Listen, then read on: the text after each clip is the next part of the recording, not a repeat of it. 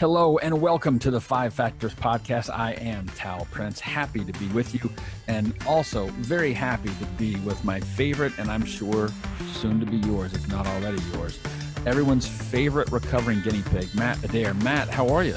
Man, I'm not sure. I guess. I'm moving towards sobriety, and I don't know if we're there in terms of recovery. So, we've been talking all month long about how you use your smartphone, and it's because of me, y'all. I'm sorry if I've messed up your world. It's because my world was messed up, and we'll talk about that more.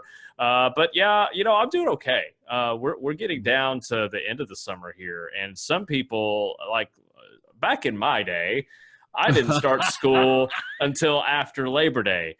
But God help me if my kids aren't starting school on August 1st.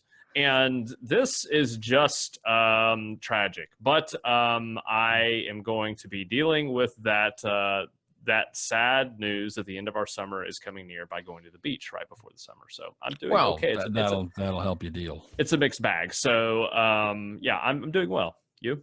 Yeah, I'm well. I'm excited to be talking about this today because it's not as easy a question as I think a lot of us want it to be. It's really looking at, should we use a smartphone? I don't think that's as cut and dry and easy as a lot of us really want to believe that it is.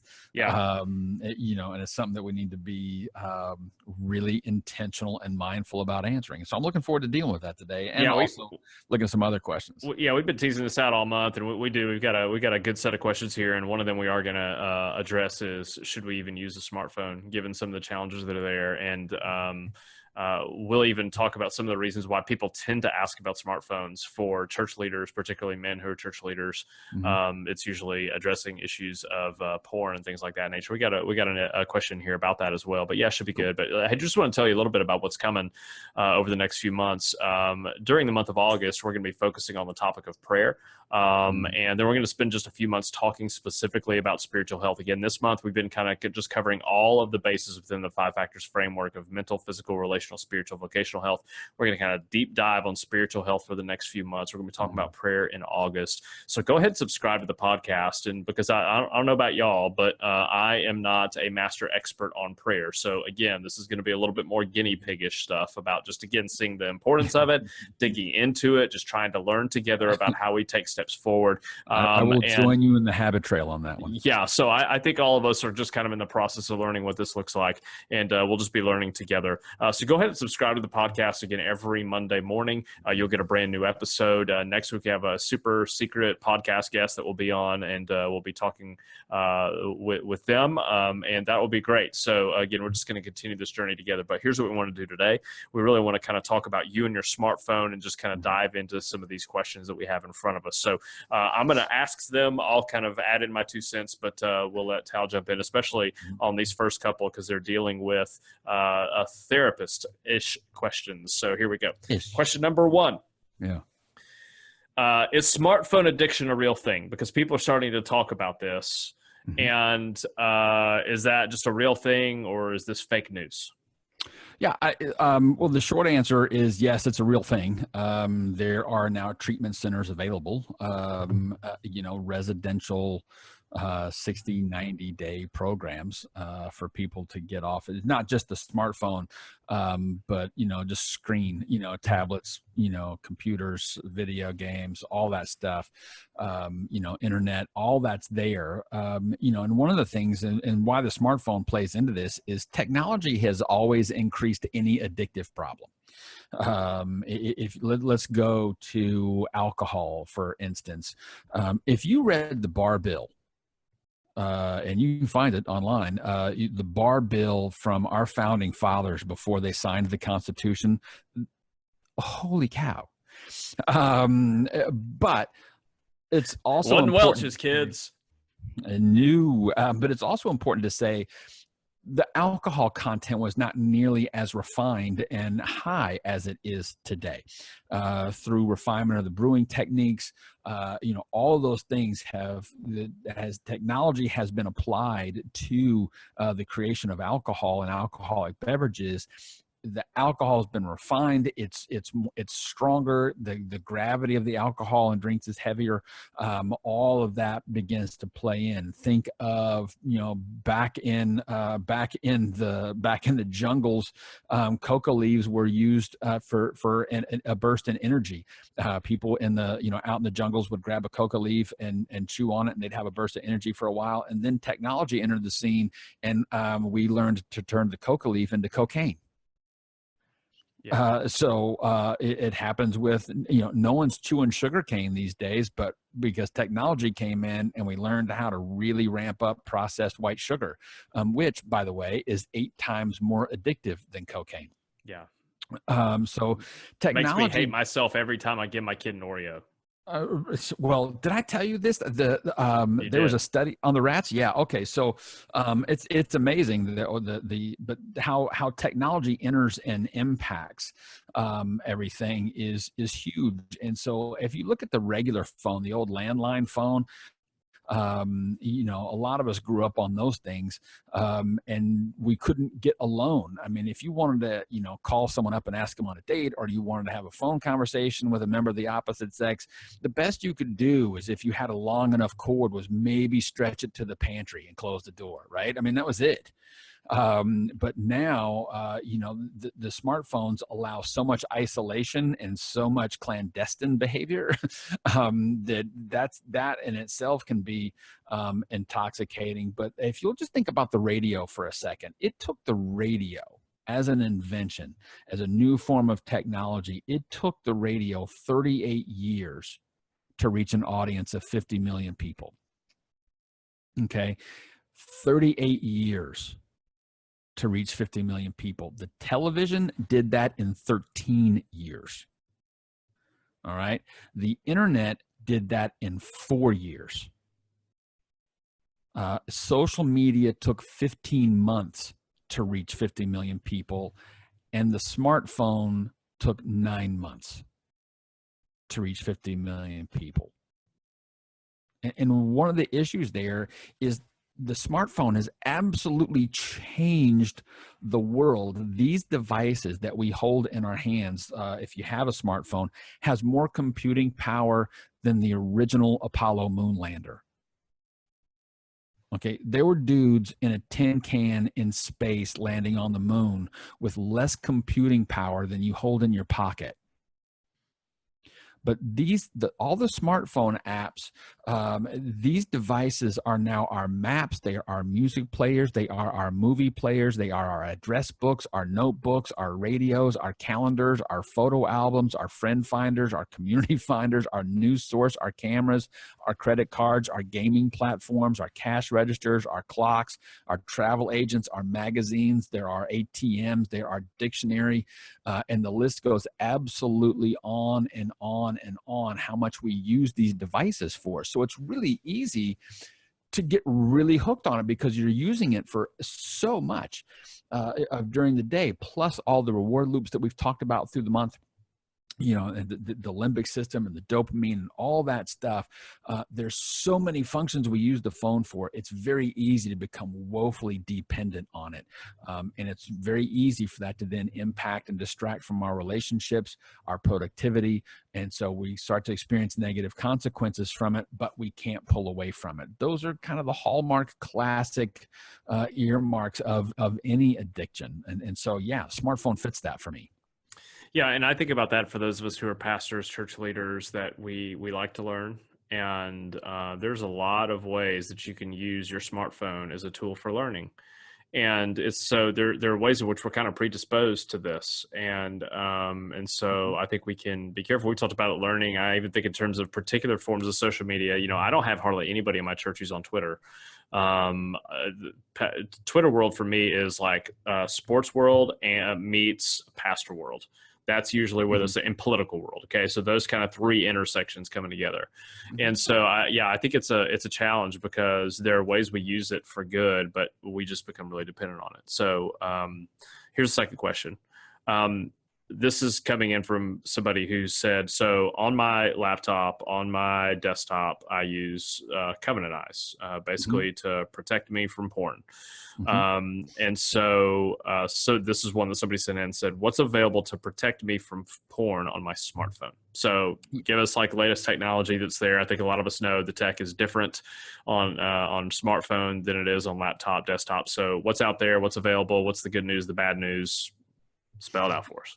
Yeah, Covenant Eyes is also available there. And one of the great innovations that I'm grateful for from the team at Covenant Eyes is it used to be like if you had Covenant Eyes on your iPhone, because the way Apple works their software, you only could use the Covenant Eyes browser.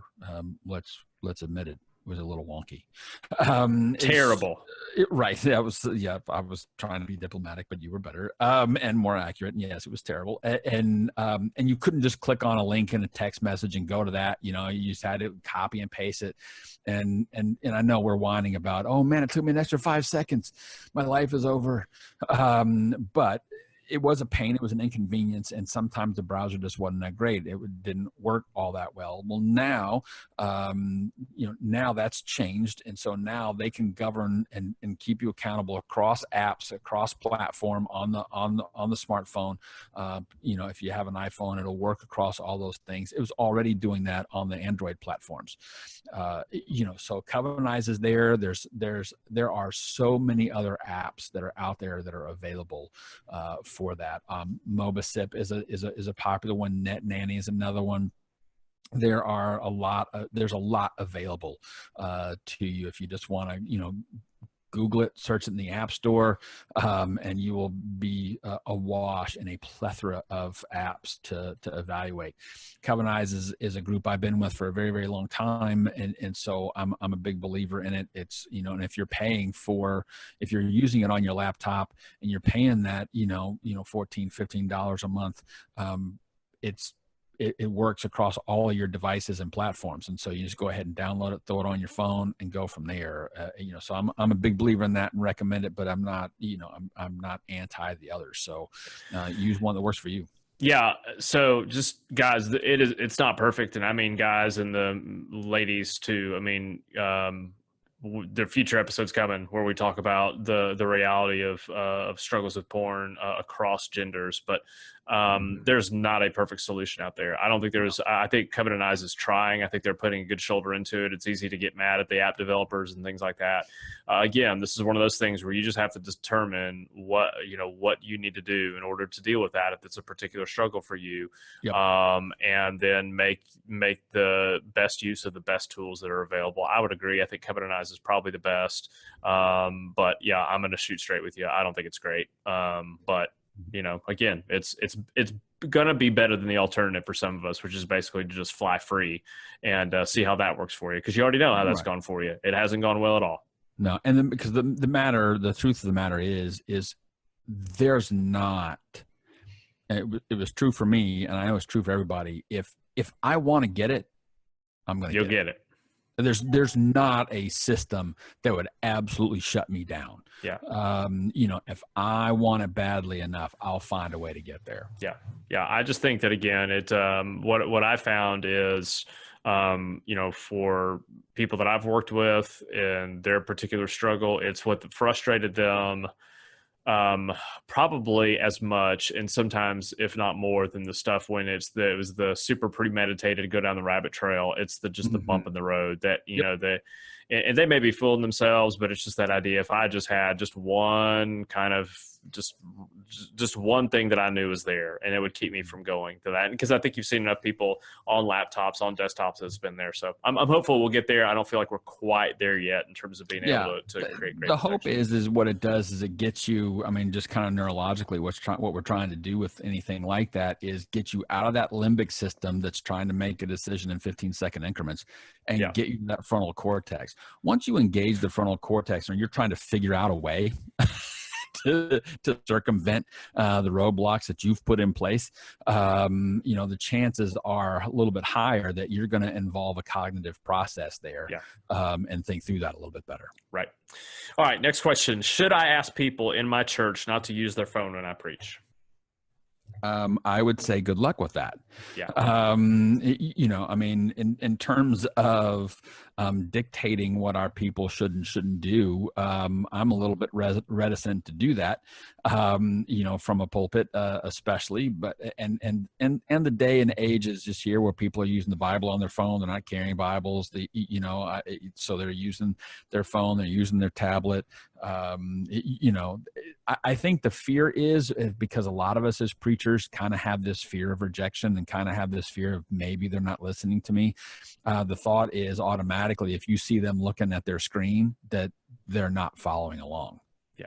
When the fact is, they may well be. They may, they may be actually reading scripture that you're going through. You know, or they may be taking notes on their device. They may, you know, so they're not necessarily texting because you see their thumbs moving on their screen. And guess what? Just kind of a minor little secret. It's not really about you. It isn't. I get the struggle. I understand. I think that I would say most of us as pastors understand that the ideal isn't necessarily what we're ever going to experience in pastoral ministry.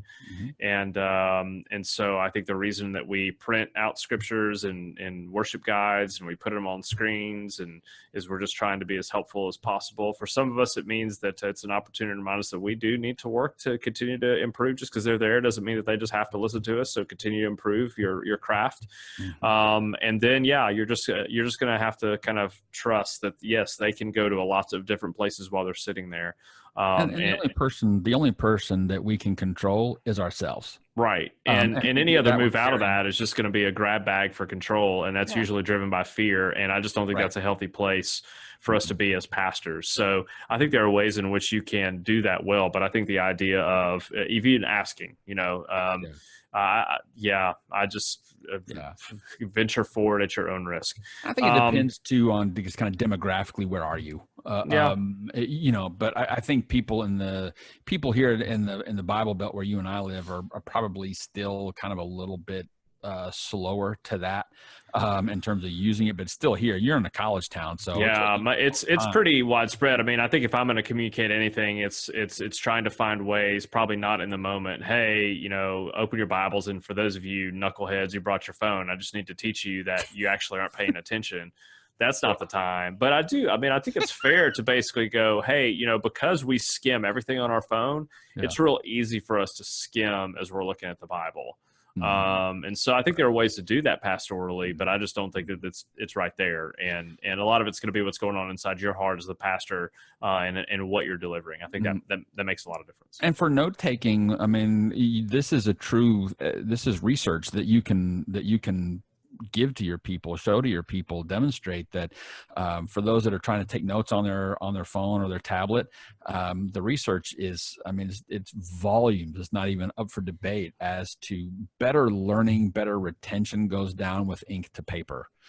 Than with, you know, typing it out on a computer, a phone, a tablet, and even if you have an Apple Pencil, it's still the act of physically writing. The retention is far, far greater. Yep. All right. Next question. Any tips on social media fast? Are they helpful or just a placebo? So this is a little bit different from a digital detox. Maybe this is, you know, people going and taking a break for a month or longer. Usually they announce it to the world, which is, we've already said, don't do that. That's my tip. Don't tell everybody. Just go away and enjoy it, you know? Yeah. You'll be amazed at how few people actually miss you. And the ones that matter are even fewer, and they'll check with you. On that. But I do believe the social media fast has great merit to it. Again, if for nothing else, just for you to learn how dependent am I on this? You know, I'm going to say I'm going to take a week-long media fast. Can I do it? You know, and if you can do a week, great. Try to, you know, just kind of increase that and see how you're doing. What you will find is depression will go down, anxiety will go down, fear of missing out will go down. all of these things that kind of drive some significant mental issues will decrease if you take some time away, and just to kind of recalibrate your boundary and your interaction and relationship with that social media channel that you prefer. So yeah, it's not just a placebo. The research is there. That, you know, there's not been a ton of research yet. It's starting to flow in, but what's there says, yeah, no, that's helpful. Take a break. You know, but if for nothing else, just to know that you can or can't, and if you can't, then you know you got a more significant issue. Yeah, and I would say this in the same way that you take a digital Sabbath when you take Sabbath weekly, then when you go on vacation, take it then. You know, start there. If you're going on a longer sabbatical, take it there. Take it when it makes sense, you know, and then go away. But yeah, I'm only half joking about not announcing it. I really don't think you should. I don't think you're wicked and evil if you do announce it. I just don't know why you do. That's just me, though. I have many ideas as to why you do.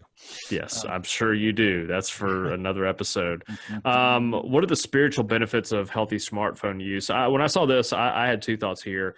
Is that, you know, ultimately the spiritual benefits of healthy smartphone use is it gives you the best opportunity to love God by loving people. Like how you use this tool and technology. I mean, this is the answer for every piece of technology. Right. You know, for the socket wrench that you have in your garage, you know, for the blender that's in your kitchen. I mean, every single piece of technology exists to better enable you to love God in the way that you love people. And so that's the way I want to frame it. And we can get deeply theological in really all these things we've talked about.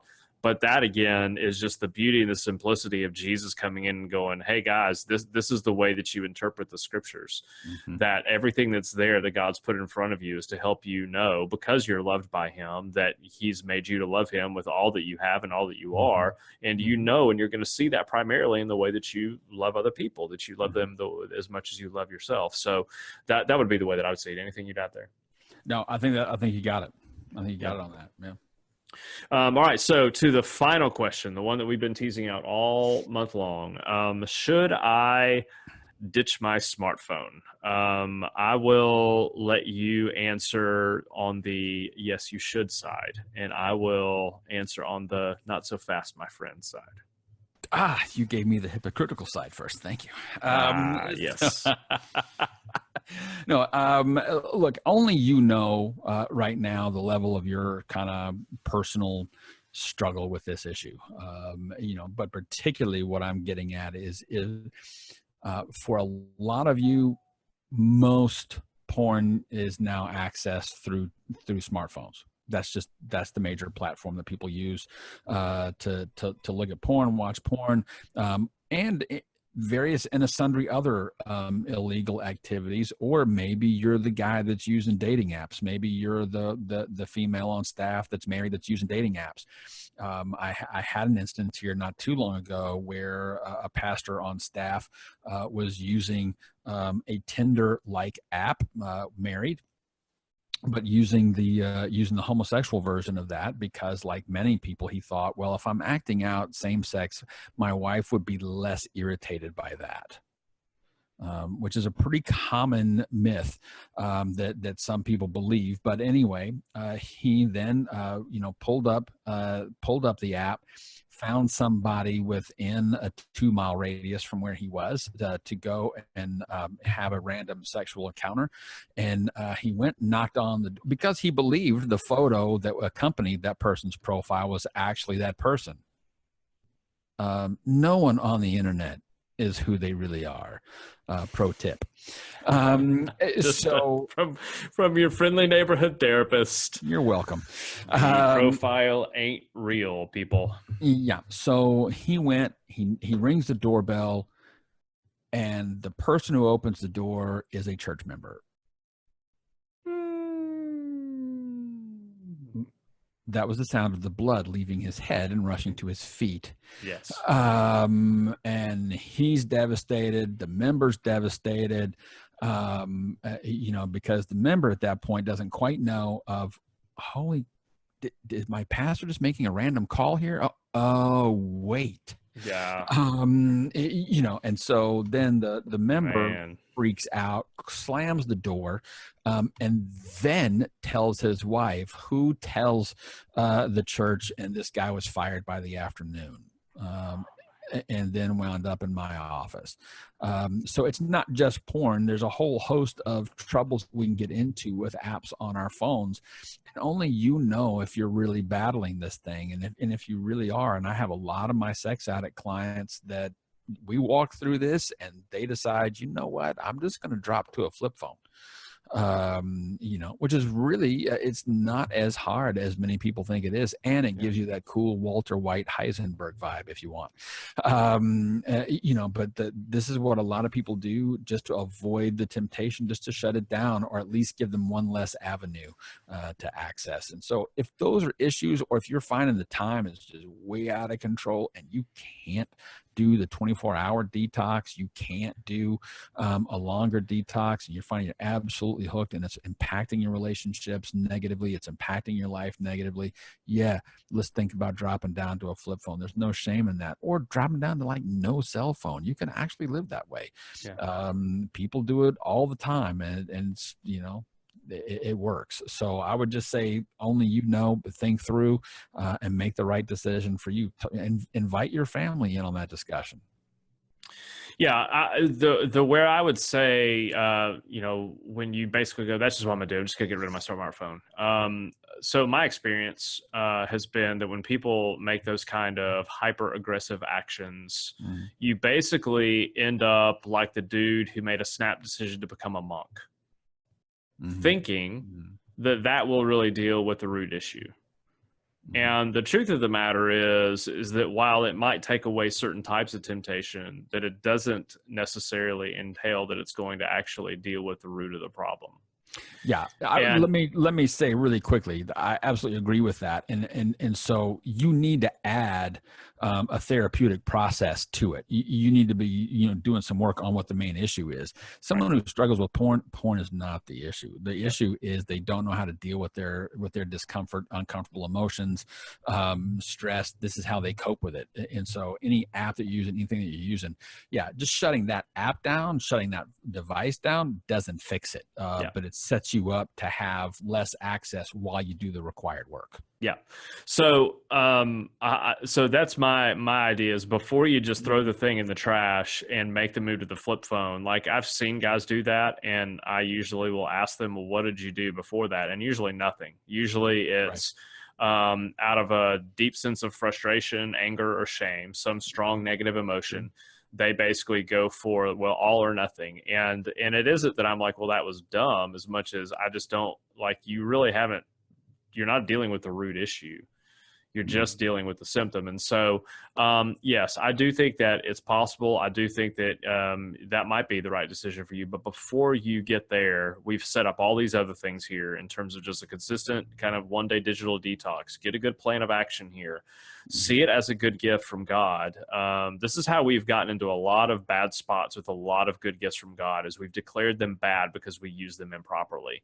And so everything that Tal said about this isn't a move made in isolation. Quite honestly, I don't know if this is a move that you make with your men's accountability group, because usually y'all are having the same struggle and everybody's just trying to find a path to freedom.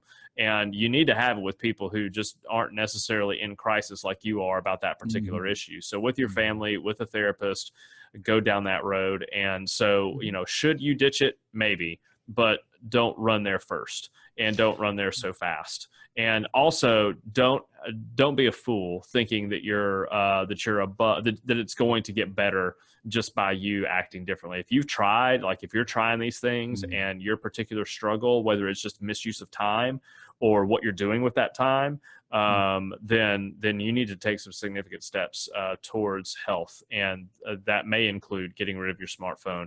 I just don't think that it's a slam dunk that if you do that, the clouds will clear and the skies will turn bright, and it'll be gumdrops and rainbows for you. Yeah, you take an alcoholic. We would never say to an alcoholic, well, I wouldn't. I mean, some do, and criminal. But for me, it's if I got an alcoholic coming in, and he's trying to deal with that, I would not go, well, I mean, let's just look, man, let's not throw all the booze out, man. For him, he needs to get rid of that. But if all he does is get rid of the alcohol and he doesn't do the therapeutic work and take that journey through what all's driving the behavior and all that stuff, he's going to be what we call a dry drunk, which is basically he's still a massive jerk. He's just not a massive jerk that's drunk. He's still got his issues and is not getting better. So that doesn't help at all. So it's a combination of things. It's if you're struggling and you believe addictively, yeah, drop down, but get help. Yeah. Yep. So again, we said this last week, if you go to fivefactors.com/phone, fivefactors.net/phone, and there's a checklist there that will help you basically build out this plan that we've been talking about over this past month, and that will really help you get ahead. The secret is this. The difference between a life of meaning and a life of nothingness is really a choice. And we said this a couple of weeks ago. I think Tal said this as he's wrapping up. I'm like, we're either veering towards beauty or brokenness. You don't hover. And so these micro choices that we're making within our day, these kind of larger macro choices we're making about the kind of life we want to live, they all matter. And we are building this kind of life. So build a life of meaning and leverage your phone use for that. Mm-hmm. Don't basically turn around and see that the way you use your phone is just to basically create your own lifelong Seinfeld episode. Do what you can here. Make the choices with the tools that we've talked about, the other tools that you have around you to make the best use of your time there. And so that's what we want for you, is to make the best use of your phone. Again, go to fivefactors.net/phone, and we'll give you basically 4 steps that will enable you to kind of plan how you use your phone and to work that plan and to give you the best opportunity for success. Yeah, and take it really easy on yourself. No matter where you're going on this, if you're working hey, I'm going to try and implement the 1 day a week Sabbath, I'm going to try and do that. If you're going to do the social media fast, whatever it is, or if you're going to say, you know what, I got to really evaluate whether this is the right choice for me, or I know that it's not, and I need to drop down to a flip phone, or I need to, just lose a phone altogether for a while. No matter what it is, take it really easy on yourself. This is about progress, not perfection. And I know a lot of us are type A's, a lot of us are go-getters. We're results driven. We want immediate results. It's not going to come in this area. Take it really easy. Be gentle with yourself and others as you begin to move through this. Okay.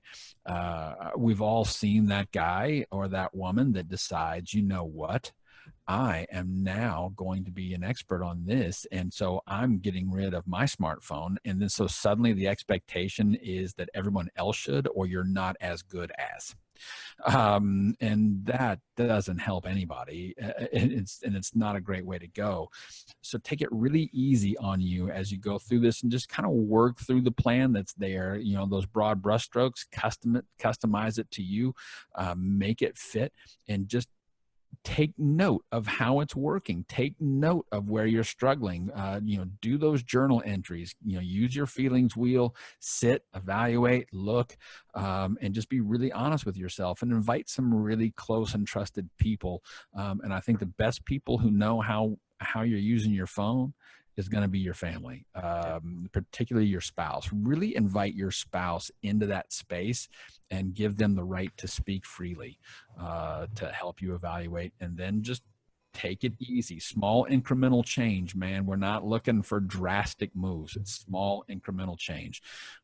So I think that wraps us on the smartphone, unless you've got anything else to add to that, Matt.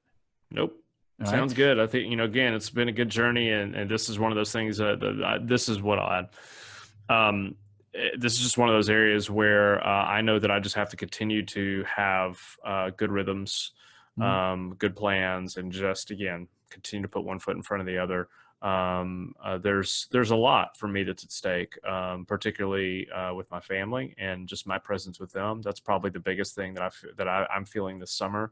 And I'm not at a place where I can put this on autopilot. So Yeah, and it's a great thing to do for the summer is really attack this. And look, when you got some more time with your family, the kids are out of school, you got stuff going on. It's a really good time to take a look and evaluate this. And so we appreciate you being along with us on that journey, and I hope it's been helpful for you. We welcome your feedback, ask you to let us know, and we'll continue to answer questions if you have them. So bring them to us.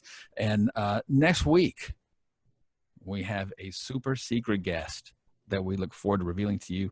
And so that'll be here on the podcast next week. If you subscribe, it'll drop automatically. And so we're grateful, as always, to you for listening. And we hope you have found this helpful. And we will see you back here at the 5 Factors Podcast next week.